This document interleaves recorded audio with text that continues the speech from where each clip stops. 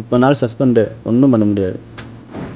கொலை, கொள்ளை, drug dealing, இதை பற்றான ஆக்சிடென்ட், கிட்னாப்பிங்கிற காக்கி சட்டங்கிறது போலீஸ்க்கு மட்டும்தான் யூனிஃபார்ம். ஆனால் மக்களுக்கு அது ஒரு கவசம்.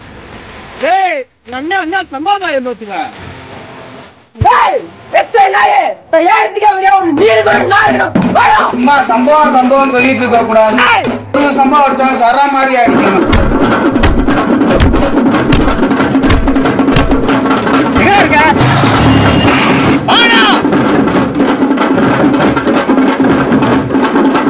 போஸ்ட்மார்ட்டம் பண்றவனே மரணம்.